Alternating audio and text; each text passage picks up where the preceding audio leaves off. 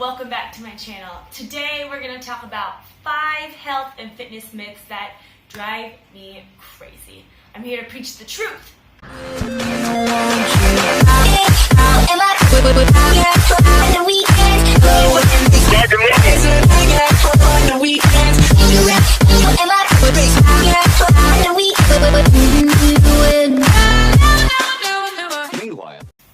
Myth number 1. In order to lose weight, you need to eat less and more often. Yes, that may work for some people. Some people, their metabolism is very fast, and every couple hours, every 2 hours, you might need to eat something. But for some people, that just doesn't work. I mean, especially if you're up for many hours of the day and you're always moving around. I mean, sometimes you straight up don't have time to eat like every 2 hours and sit down and have a meal. And for some people, when it comes to eating all those frequently throughout the day, it's very hard to overeat because you're always constantly eating and sometimes your portions might not be correct. For me, I have 2 very big meals and then like random snacks throughout the day. Okay, that works for me, might not work for you.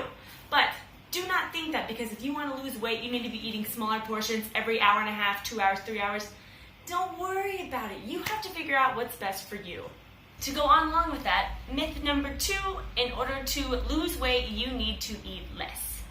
For some of you, yes, that is probably true, but for most of us, you just need to eat smarter. So my recommendation for you is to either get online or work with a nutritionist and figure out what your macros are.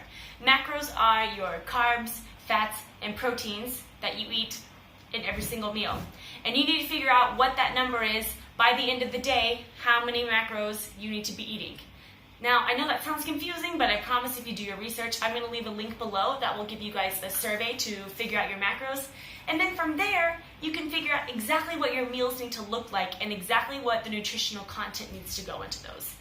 You don't necessarily need to eat less or go on some crazy juice cleanse or go down to like 300, 400 calories a day. Your body will hate you. Do not do that. You just need to eat smarter. Myth number 3.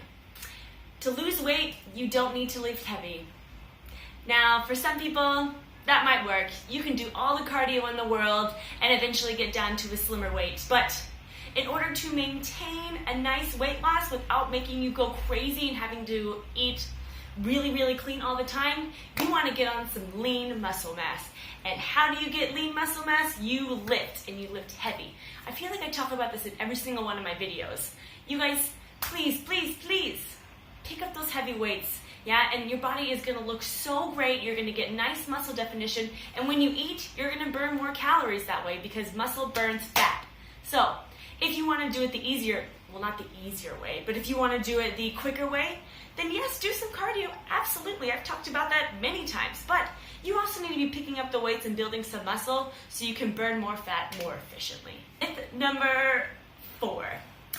The hardest part of going to the gym is showing up.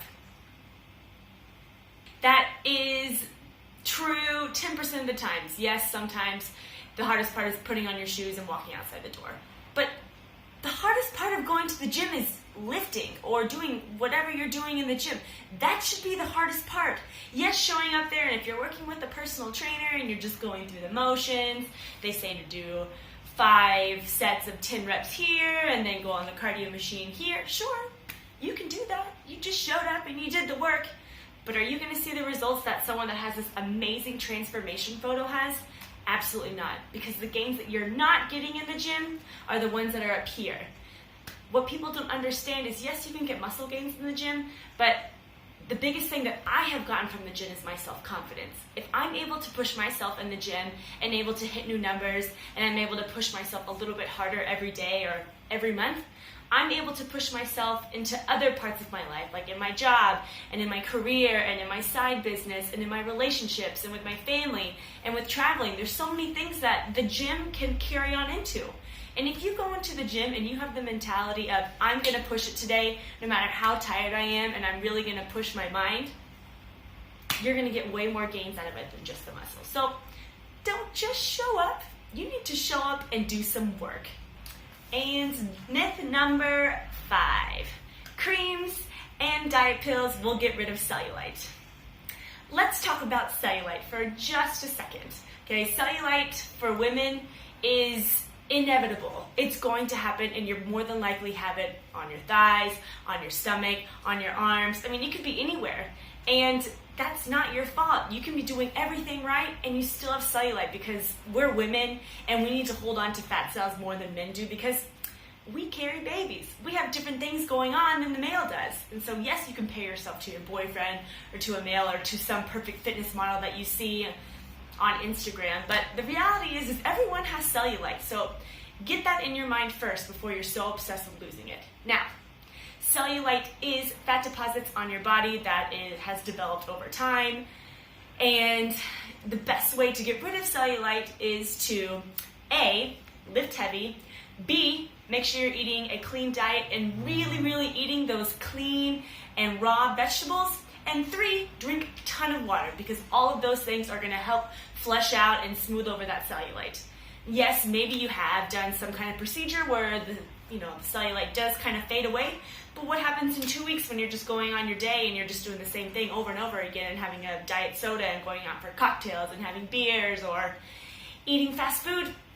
Cellulite comes back. So if you really want to get rid of cellulite and you are truly trying to smooth that over, you got to work a little bit harder than just taking a pill. All right, you guys, so I hope you enjoyed those 5 myths, and hopefully you learned a little bit here and there. But more importantly, we're going to get into a shoulder workout. So I will see you in the gym. Alright, you guys, we're going to start this shoulder workout with some lateral raises. Now, I've shown this movement before, but just to remind you guys, you want to make sure that you are not swinging your arms when you're doing this movement. You want to hold for just 1 second at the top and then bring it down in about 2 seconds up and 2 seconds down. We're going to superset this with a lateral raise with an isometric hold on one arm. Now this one is a burner, but try and get through at least 8 to 10 reps per arm. And then when you're finished with that, you will change arms. The other one will hold an isometric hold, and you'll go immediately into 10 reps with the other arm. Since this is a superset and you're doing pretty much the same movement, I went and grabbed a lighter pair of dumbbells for this movement. And once again, do not swing those arms. For the next movement, we're going to move into your second superset, and we're going to be doing face pulls to target those rear delts. Now, if you're not doing face pulls and you have access to a cable machine, you need to start doing these right now, because these have been the single most helpful exercise to help sculpt and strengthen my rear delts. Now, when you're doing this movement, you really want to make sure that you're bringing the rope cable straight to your face, but try not to actually hit your face. When you're doing this, you're also going to want to squeeze your shoulder blades as you bring your arms back. You guys can also see that I'm keeping my elbows up. You really want to make sure that you are targeting those rear delts and not using your upper back. Pull to your face and then count to 2 on the way back. We're going to superset with a rear delt fly. Now on this one, I know it looks like I'm working my back here, but since my elbows are wide and I'm bringing my elbows up, this is actually going to be a rear delt exercise. Since I'm supersetting, I'm grabbing a lighter pair of dumbbells because I'm a little bit tired from the rope pull. You guys want to make sure that your back is straight and your core is engaged so there is no lower back pain. Moving on to the third superset, I've already shown a front raise, but this time we're just going to do a single arm dumbbell raise. And like I've said in all of these movements, you do not want to swing the dumbbells. You want to hold it for 1 second and then come back down, alternating each time. We're going to superset that with an around the world, and these have brought my shoulders on fire. This is such a great movement to do, and I just recently started doing it. You want to have a slight bend in your elbows, and the dumbbells are going to touch in the bottom and at the top. Think about making a giant circle and keep that abs tight. The last thing we're going to do is move into a burnout round. Now I'm going to be jump roping here with a weighted jump rope, but you can also do this with just a standard jump rope. I'm going to do this for about 1 minute as fast as I can. Without taking a rest, we're going to go into some ball slams. This ball is about 8 kilos, and you're going to want to make sure that it bounces. If you don't have a ball that bounces, you can also use a medicine ball. It's just going to be more of a leg workout as well. You're going to slightly bend your knees to squat, and then think about as fast as you can raising it above your head. And once again, you're going for a minute.